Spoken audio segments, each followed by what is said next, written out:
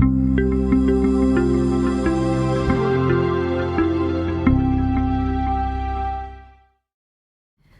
rekan IKA Semada, selamat datang di Ngobras, Ngobrol Asik Semada Kediri.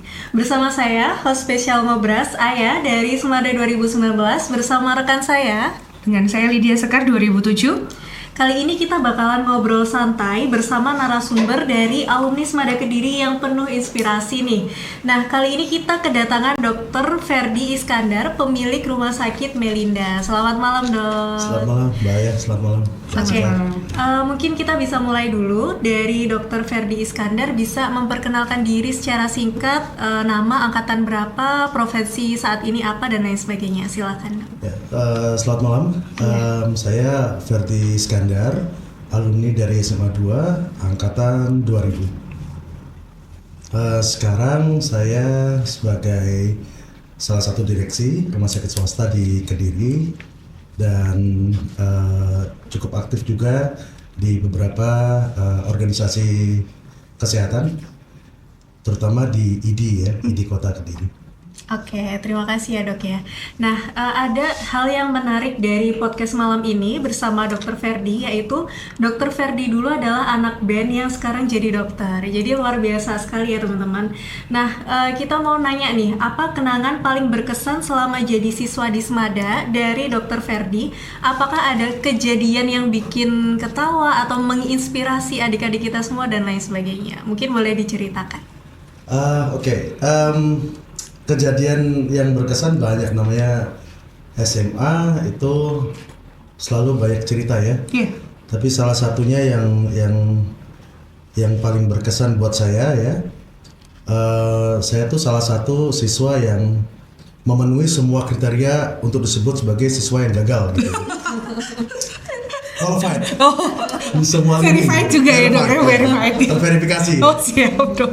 Cuman ternyata dalam perjalanannya ternyata SMA itu banyak memberi kita pelajaran juga ya. Jadi kita bisa turnover itu situasinya, kita harus bisa berprestasi juga di pendidikan selanjutnya dan banyak hal ya, terutama di era kami dulu kan gadget masih sangat terbatas ya. Betul, jadi yang saya ingat itu berantem ya, paling kalau SMA ya paling berantem, Tawuran gitu. bolos, tawuran sih enggak. Benar, cuman berantem saja ya. Berantem aja. Lebih indikasinya lebih sedikit nanti lebih bagus. kalau yang nonton teman-teman pasti akan terverifikasi gitu. Teman-teman satu angkatan ya, Dok ya. Iya. Jadi yang salah satu yang paling berkesan, saya pernah masuk rumah sakit 2 bulan waktu itu. Ya, karena ini kaki patah dulu ya, karena saya dulu siswa baru. Iya. Di SMA 2, terus ada salah paham dengan Kakak kelas. Ya. Habis saya. Oh, begitu, Dok. Tapi to be continue. Saya balas lagi satu. Bagus, Dok. Itu kejadian yang salah satu yang paling berkesan karena sampai rame ya waktu itu. Tapi ya sebatas itu sih, kenakalan remaja lah ya. Iya. Nggak yang ke arah lain-lain lagi. Iya. Oke, siap. Mungkin untuk pertanyaan selanjutnya bisa disampaikan rekan saya, Mbak Skar. Thank you ya, Dek. Oke, Dok, kami sempat mendengar bahwa dokter dan saudara dokter satu lagi dengan Dokter Dibiaya, betul ya? Pernah membentuk sebuah band. Boleh diceritakan, Dok, nama bandnya, genre musiknya, terus dokter memegang alat musik apa waktu itu? Ya, oke. Ini chapter tentang band ya. Iya. Jadi band itu sebenarnya dari tahun 94. Iya. Jadi dari mulai SMP. Iya. Tapi memang semua anggota band itu kan SMA 2 semua. Semua ya. Iya, Jadi semua ya. Vokal, drum, gitar semua. Iya. Nah, perjalanan kita waktu SMA itu masih amatur ya. Jadi ikut festival. Jadi zaman itu, Mbak Sekar, zaman itu ada namanya festival Rock Celebor ya, se-Indonesia. Iya. Jadi 5 tahun sekali diadakan festival rock se-Indonesia yang bergengsi gitu ya. Akhirnya sebenarnya kalau lihat perjalanan kita dari mulai SMP, SMA main musik gitu, kemudian kita 2001 ya lulus SMA kita juara se-Indonesia, itu bukan extraordinary sebenarnya, karena jam yang kita luangkan, effort yang kita luangkan selama bertahun-tahun itu kan harus ada salah satu pemilik Yamaha Musik di Kediri. Dia bilang, orang-orang bilang wah hebat ya juara 1 se-Indonesia. Menurut dia sih enggak, biasa aja. Orang hebat itu kalau dia jarang latihan dia juara, tuh orang hebat ya. Tapi kalau kita effortnya besar, latihan segala macam, juara ya pantas gitu. Jadi bisa dibayangkan baru lulus SMA masih muda sekali, overnight jadi rockstar gitu ya. Juara se-Indonesia gitu ya, dalam semalam gitu. Jadi ya itu titik kita mulai main musik profesional. Habis itu sesudah lulus SMA ya. Lulus SMA. Nanda masih SMA mungkin? Iya. 2001 ya. Iya, mungkin Dokter Dibia masih SMA kelas 3 mungkin ya. Kelas 3 mungkin. Ya. Kita taruh di sini kok piala ya kalau nggak salah. Oh begitu dok. Ya. Itu dengan nasional loh. Rambut gondrongnya ya dok ya? Masih belum. Oh belum karena masih sekolah ya. Sekolah. Sama guru BK takut potong gitu ya. Takut digituin ya dok ya. Jadi kita punya kontrak 3 album, tour dan sebagainya sejak juara nasional itu. Namanya apa dok? U9 ya. Oke, U9. Terus dok kalau membagi waktu antara dokter latihan band, belajar, terus mau nggak mau kan harus ekskul ya, karena Semada kan mewajibkan juga ada ekskul. Terus satu lagi, pernah nggak ketahuan bahwa alat musik kan ada peraturan mungkin nggak boleh bawa gitar kecuali waktu seni musik atau apa gitu, dokter pernah ketahuan nggak? Oh pernah. Kita bawa gitar ke kelas dulu. Iya, tapi nggak apa-apa ya. Dulu seingat saya. Kalau tahun saya nggak boleh. Nggak boleh ya? Nggak boleh ya? Kecuali boleh sih. Kecuali pas pelajarannya Pak Nugro. Kalau pas pelajarannya Pak Nugro boleh. Iya. Karena seni musik. Kalau nggak itu nggak boleh. Kalau saya nggak tahu ya. Mungkin gara-gara Ya itu tadi saya sampaikan di awal ya. Jadi saya sudah memenuhi segala kriteria. Oke, verified ya dok ya. Jadi dulu biasanya terserah lu deh gitu. Jadi, udah capek negur ya dok ya.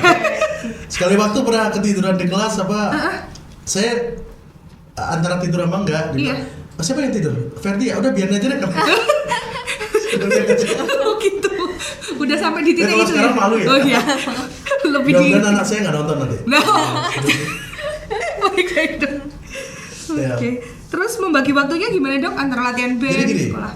Sering kali kita bilang prestasi di sekolah itu menurun atau nilainya jelek gara-gara latihan band. olahraga, gara-gara latihan band. Itu sebenarnya reason ya menurut saya, alasan itu. Sekarang saya baru paham kok. Sebenarnya yang bikin saya pendidikannya nggak baik di SMA kan bukan gara-gara ngebandnya. Tadi udah disebutin gara-gara susah bangun tidur misalnya. Tidak berkaitan dengan bandnya kan. Jadi kalau kita mau punya ekstrakurikuler tertentu, ya Anda harus siap ini juga kompensasinya. Ya tidurnya lebih sedikit komit ya. Pulang sekolah masuk studio, nggak ada waktu untuk main-main. Betul. Harus gitu. Jadi kalau kita bilang Fer itu sekolah jelek banget dulu, kenapa ya? Karena ngeband nggak juga sebenarnya. Gitu kan? Itu kita baru pahamin sekarang. Jadi sebenarnya kalau teman-teman mau berkarir atau enggak memulai kan banyak sekarang ya. Apalagi sudah nggak seperti dulu eranya. Semua orang bisa sosmed bisa sudah segala macam. Betul. Nah, sekolahnya juga tetap harus diperhatikan. Menurut saya itu cuma alasan. Kalau misalnya main musik jadi jelek nih nilainya. Itu cuma alasan. Karena itu sudah saya buktikan waktu saya kuliah ya. Nanti saya cerita kuliah itu gimana saya bisa bagi waktu. Berarti ketika SMA dan kuliah reasonnya udah beda ya dok ya? Ya SMA kan saya nggak pernah bilang gara-gara main musik saya jadi siswa gagal, enggak. Saya bilang ya emang males gitu. Oh gitu. Iya kan? Itu berarti garis bawah itu ya dok ya berarti ya? Males. Kalau gara-gara musik ya enggak juga sebenarnya. Guru-gurunya juga kan zaman saya sangat suportif sebenarnya. Oh iya. Ada lagu ciptaannya dokter mungkin atau banyak. Dengan band waktu SMA? Banyak dong. Iya dok. Di album 1 rata-rata itu waktu SMA ya. Waktu SMA. Terus album 2 ada album 3 juga. Ya mungkin waktu SMA ada 1-2 lagu gitu. Cuma nggak ada yang nggak dipublish sama produser. Oke. Inspirasinya dari apa itu dok kira-kira? Waktu menciptakan lagu itu tuh. Jadi gini, nyiptakan lagunya. Iya. Apa itu? Saya patah hati mungkin dok? Enggak. Oh enggak. Atau apa apa gitu dok? Saya nggak pernah patah hati. Oh, luar biasa ya, biasa. luar biasa. Nggak pernah. Jadi kalau rock itu Iya. kan freedom ya, Iya, jadi ekspresi ya. Jadi saya ada bikin satu lagu tentang kualitas politik kita. Oh, iya. Tapi itu setelah ini kok, setelah fase SMA. Waktu SMA itu masih banyak kan kita, ya namanya siswa kan nggak terlalu tahu tentang geopolitik dan sebagainya Betul. gitu ya. Masih terbatas ya dok ya. Ya, jadi masih sangat terbatas waktu SMA. Tantangan terbesar sebenarnya jadi anak band itu di prestasi akademik tuh apa? Nggak ada hubungannya harusnya. Oke. Nggak ada hubungannya. Jadi Harusnya saya bisanya bilang, balance ya dok ya harusnya ya. jadi kalau adik-adik atau teman-teman mau main musik profesional, Ya. itu harus benar-benar dibagi waktunya gitu. Iya. Ya. Itu saya udah jalanin, makanya saya bisa ngomong. Jadi ya kalau mau nyantai di rumah, mau santai, mau banyak waktu luang main games dan lain-lain ya jangan main band, gitu, sekolah aja. Iya, Berarti kan nggak siap tuh. Iya betul. Ya, kalau mau berkarir di usia muda ya, Iya. SMA mau mulai main musik atau lukis atau Iya, apa ya. iya. Ya memang harus komitmen. Betul. Gitu ya. Jadi itu aja kesalahan saya dulu tuh karena malas aja sebenarnya, nggak berkaitan dengan band ya. Itu bandnya mah bukan alasan saya jadi jelek. Jadi personalnya ya dok ya. Personal ya, tergantung personal ya. Time management juga Ya, ya. Iya. time management yang sekarang baru kita paham ya. Iya. Itu penting banget ya. Bandnya gak telat ya dok ya. Wah, nggak tahu. Oke boleh deh Ayah dilanjutkan. Oke, mungkin tadi kan semasa SMA ya dok ya. Ya. Kita beralih dari SMA ke Fakultas Kedokteran di masa-masa kuliah nih. Nah, kapan sih dok dokter tuh memutuskan ingin jadi dokter dari yang awalnya anak band? Dan apakah ada guru atau dosen di Smada yang paling berpengaruh terhadap keputusan dokter mengambil sekolah lanjutan ke Fakultas Kedokteran? Ya, oke. Pertanyaannya bagus ya. Jadi gini, kalau guru yang membuat saya memutuskan untuk jadi dokter atau ini sih enggak ya. Tapi guru yang suportif ke saya sebagai siswa yang nakal, sebagai siswa yang gagal, itu kan sedikit. Iya. Bu Puji salah satunya sih. Sehat-sehat selalu ya. Bu Puji. Amin. Ada Bu Edi ya. Oh ya, Bu Edi Ningtyas, Ya. kimia. Ya, ya itu, tapi lebih banyak saya kalau nanti mau edit aja nggak apa-apa. Oh, Ya. iya. Jadi Nggak apa-apa. saya lebih banyak dipanggil itu untuk dinyatakan bahwa kamu failed ya, kamu gagal. Nggak usah kuliah, nggak bakal jadi apa-apa juga. Oh. Itu yang saya terima pada saat itu. Ya karena saya nggak terlalu peduli juga ya saya pikir.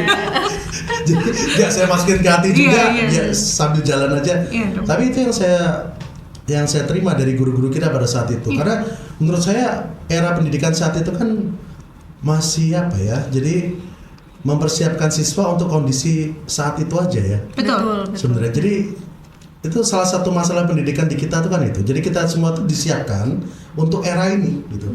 Tidak dipersiapkan Visioner ke depan.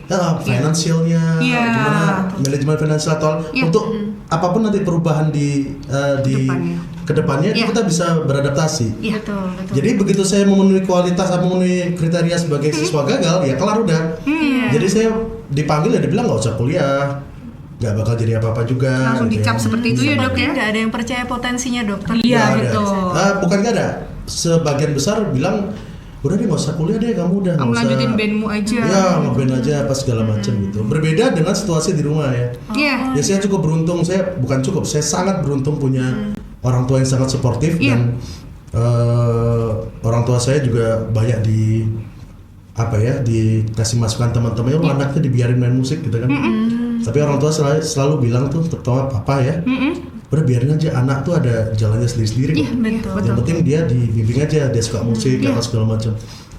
Nah akhirnya justru saya yang membuat saya jadi aku pengen selesai nih, pengen sarjana sih, itu rumah ya, bukan di sekolah. Jadi orang tua saya tuh supportnya, dan saya buktikan main musik profesional ada major label, tapi harus sarjana ya bang, oke pak, gitu ya. Ya udah kita selesaiin betul.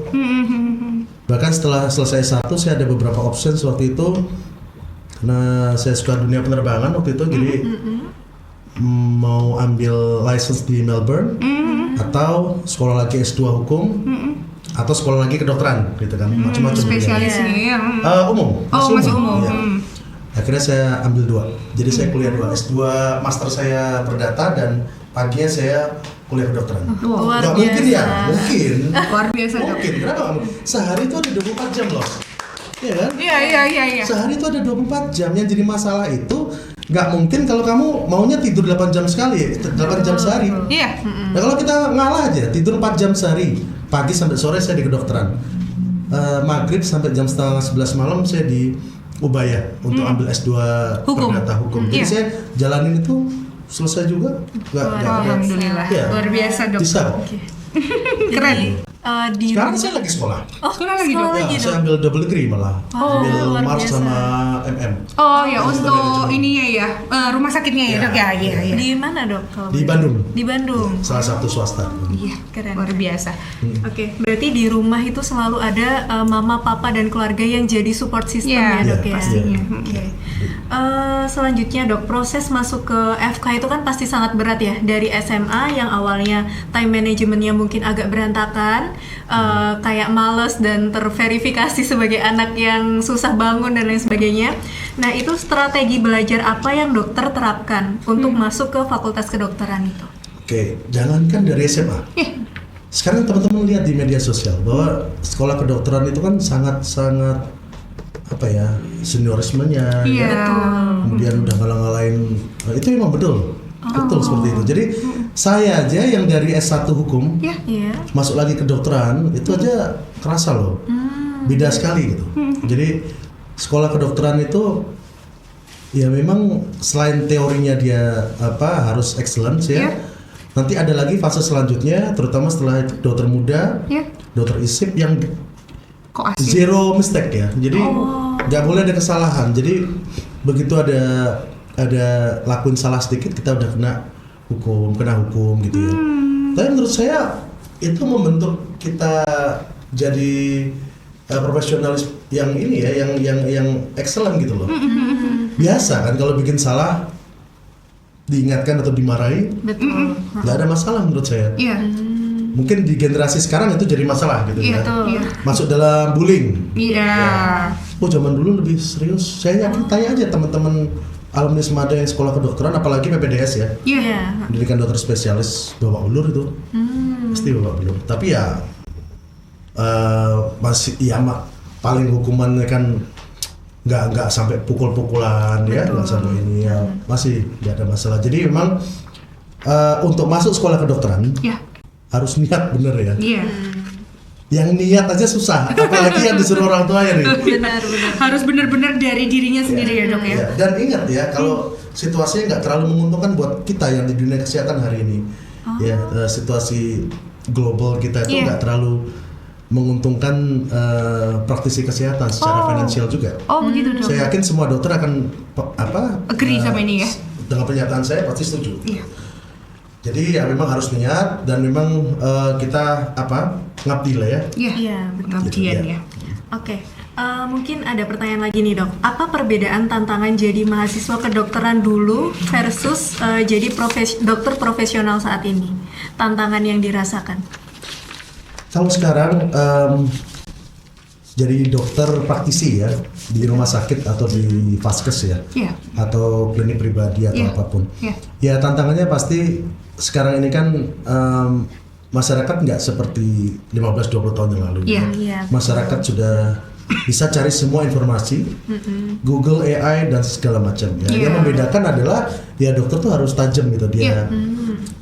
AI itu bagus untuk kita pun pakai AI kok. Iya. Jadi untuk refresh ya. Iya. Tapi namanya diagnosis itu kan dia kita menentukan pasien ini arahnya kemana, itu kan itu skillnya ya. Itu harus tajam memang. Karena sekarang kalau misalnya kita contoh paling buruk misalnya misdiagnose atau apa, Iya. itu teman-teman akan berurusan dengan hukum. Ya, beda dengan dulu ya. Iya. Kalau dulu orang yang sudah nggak apa-apa kehendak yang di atas gitu ya. Kalau sekarang kan enggak. Ya, jadi orang memang lebih modern. Orang modern itu kan cirinya dia dia tahu tuh hak-haknya dia. Betul. Kalau kita misdiagnose dan lain-lain, kemudian dan saya bicara ini karena saya di ID juga cukup aktif di biro hukum. Jadi problem seperti ini kan banyak terjadi ya. Jadi tantangannya ya memang harus diasah, harus expertise gitu loh. Kalau enggak jangan jadi praktisi gitu, bahaya. Rawan ya, Dok. Rawan. Ya. Urusannya dengan hukum ya, Iya, Dok ya nanti. rawan. Kalau dulu nggak apa-apa Dok, jadi dokter di puskesmas saja kan santai. Sekarang Tidak ya, Dok ya? puskesmas tuh jadi rumah sakit mini sekarang. UGD-nya juga BPJS semua arahkan ke puskesmas. Karena semua. fase 1 mungkin ya, Dok ya? Iya, Betul. satu. Oke. Untuk pertanyaan selanjutnya dilanjutkan Oke, Mbak terima Sita. kasih Dea ya. Ini kalau seandainya dokter mendapatkan kesempatan lagi kembali ke masa-masa SMA, apa yang dokter kira-kira pengen lakukan yang berbeda dari dulu waktu SMA? Lebih serius mungkin ke musiknya atau lebih bagaimana? Saya percaya setiap fase yang kita lewati Iya. itu membentuk karakter kita sekarang. Iya. Jadi saya nggak berani ambil resiko. Kalau saya ngulang, saya akan lakuin perbedaan.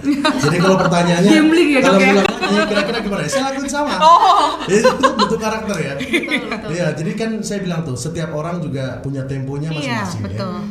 Ya. Kita bayangkan di usia 25 tahun mungkin teman-teman saya sudah establish di perusahaan-perusahaan. Iya. Betul. Ya saya belum sarjana loh di segitu ya, masih main band gitu.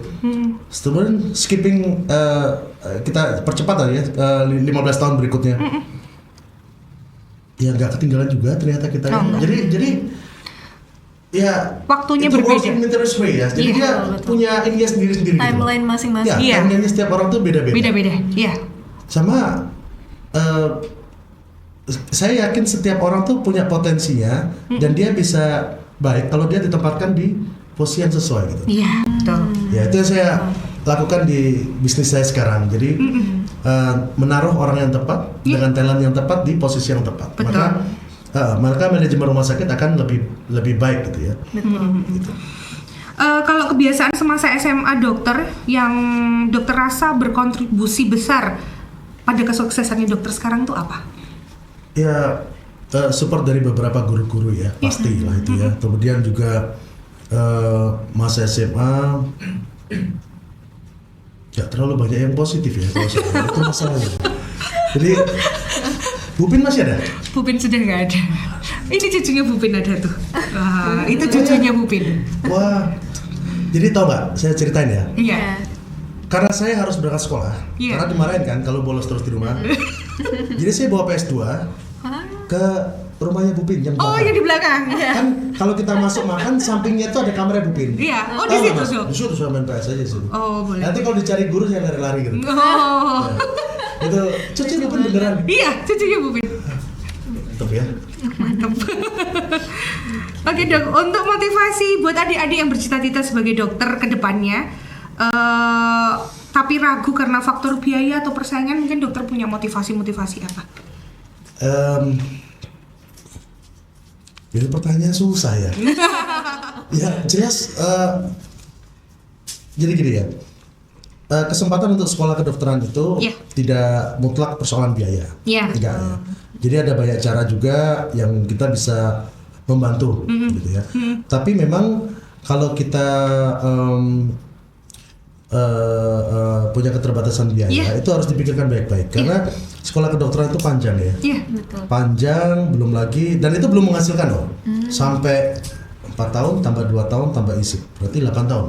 Oh, panjang Sekarang. sekali. Panjang ya, Dok, ya. banget. Maksudnya, Dok, Baru ya? dokter isip yang sudah menerima itu pun sebatas ya magang ya. Jadi memang betul-betul harus dipertimbangkan. Bahkan sekarang saya nggak tahu. Coba saya dengar cerita untuk PPDS ya. Mau masuk dokter spesialis sudah ditanyakan. Udah punya uang berapa nih? Karena kan selama pendidikan spesialis nggak boleh kerja. Oh Jadi iya. dia ditanya tuh punya tabungan berapa segala macam. Wow, sampai Jadi segitu memang ya, Dok, ya? ya, jadi memang finance itu jadi masalah yang harus dipertimbangkan baik-baik. Iya, di kedokteran ya, Ya, Dok ya. menurut saya pemerintah seharusnya juga seperti dulu ya, lebih mudah ya untuk berbagi beasiswa dan lain-lain. Betul, Betul, Dok. betul. Di angkatan sebelum saya 80-90 kan dulu begitu kita juara kelas ya Iya. dapat Beasiswa, beasiswa. Enggak betul. seperti Iya. sekarang kan susah Agak ya. susah memang, betul Dok. Gitu ya. Ada quotes atau prinsip hidup yang selalu dokter pegang sejak SMA sampai sekarang? Quotes ya. Apa ya? Atau prinsip yang menurut dokter memang dokter pegang? Klise, soalnya klise, tapi menurut saya ternyata emang betul-betul ya. Jadi dalam segala usaha dalam hidup itu kalau menurut saya ya harus berusaha dan berdoa ya. Tanpa dua itu nggak bisa gitu. Belajar setengah mati, ujian segala macam pun. Saya nggak lulus buktinya dulu. Waktu di kedokteran pernah nggak lulus. Tapi kalau kita berdoa, tambah berdoa aja lulus saya. Kombinasi keduanya ya. Balance ya dek ya, harus balance. Tapi kan kalau saya ngomong begini aneh ya. Terutama bagi teman-teman saya angkatan 2000-an kan. Masa Ferdi jadi kayak gitu kan? Nggak apa-apa lah dok ya. Tapi ternyata itu yang betul. Iya. Ya harus ada berdoanya gitu. Kalau nggak dikasih juga sama yang ciptakan kita ya dok ya. Luar biasa. Silakan deh Ayah. Oke dok, mungkin terakhir ya, apa sih harapan dokter untuk SMA Negeri 2 Kediri sebagai alumni ya, dan generasi muda Semada ataupun generasi muda di Kediri saat ini? Oke, jadi gini, adik-adik ya, teman-teman ya, dunianya sekarang itu open ya, jadi sekarang kita hidup di era teknologi ya. Artinya teknologi itu menipiskan keterbatasan seperti zaman kita dulu. Iya betul. Kalau zamannya Mbak Sekar mungkin masih nggak jauh beda sama saya. Tapi yang 2015 ke atas sudah semakin canggih. Iya. Nah artinya dunia itu apalagi sekarang AI ya. Jadi dunia itu bergerak cepat sekali. Di industri kesehatan juga, karena saya udah 10 tahun ya. Saya jadi direksi di rumah sakit swasta. Jadi saya memahami betul bahwa pergerakan dunia itu cepat gitu ya. Teman-teman kalau hanya fokus pada by book, pada pelajaran, saya yakin bakar ketinggalan itu nanti. Jadi kalian harus ruangkan waktu juga untuk belajar soft skill ya, belajar AI, belajar apa aja potensi yang diminati, sehingga nanti siap tuh. Terus yang lebih penting lagi adalah mulai belajar soal, apalagi SMA, mulai belajar soal finansial ya. Itu yang menurut saya sangat kurang pada saat dulu, nggak tahu sekarang. Kalau dulu kita diajarin nabung ya. Waduh, nabung tuh paling rugi loh. Iya betul. Kalau saya harusnya boleh invest ya. Invest dong ya. Oh benar. Ya, Bitcoin turun ya. Iya. Maksudnya financial knowledge harus dipelajari. Karena anak-anak muda sekarang kurang ya di situ ya. Karena kalau kita punya skill untuk ngatur finance, bagaimanapun nanti dunia ini ya, kita bisa beradaptasi. Betul dong. Ya, jadi keuangan itu bukan hanya sekedar menabung. Betul. Ya, banyak. Tidak sesimpel itu dok. Tidak sesimpel itu. Ya, tabungan saya nggak menambah gitu kan. Akhirnya harus bagaimana ya dok ya? Harus bagaimana biar itu bisa dikondisikan lebih baik. Itu kan anak-anak muda. Betul. Tapi memang anak-anak muda sekarang tuh jauh berbeda dengan masa muda kita dok. Dan saya belajar sama mereka. Betul dok. Karena kita tidak bisa menutup mata, tutup telinga tuh bahwa adik-adik kita ini luar biasa dok. Mereka sudah invest cryptocurrency ya. Nah, kita tahu apa dok dulu dok? Nggak tahu apa-apa kita. Nggak tahu. Sekarang kita belajar. Ya, karena mereka juga maju, kita juga pengen maju kan dok. Jadi tidak ada salahnya kita berguru pada adik-adik. Itu yang saya bilang tadi ya. Jadi apalagi yang masih SMA harus belajar supaya nggak ketinggalan. Karena kalau hanya by book aja, nanti kita pasti ketinggalan. Betul, dokter. Oke, mungkin itu tadi ya pertanyaan kita untuk Dr. Ferdi. Untuk rekan alumni SMA Negeri 2 Kediri, bisa follow podcast ini ya, podcast Ngobras. Kita bakalan terus update bersama narasumber-narasumber yang spesial. Jangan lupa juga untuk sebarkan ke teman-teman seangkatan, dan kita dukung terus gerakan alumni SMA Negeri 2 Kediri yang aktif dan juga berdampak. Nah, jangan lupa juga follow Instagram IKA Semada Kediri dan juga YouTube IKA Semada Kediri untuk mendapatkan update-update tentang IKA Semada. Oke, terima kasih banyak Dr. Ferdi untuk hari ini, luar biasa. Dan teman-teman, sampai jumpa di episode berikutnya. Ngobras, ngobrol asik alumni Semada. Vivat Semada. Vivat Semada. Kita berikan aplaus untuk dokter. Terima kasih banyak dok. Terima kasih banyak.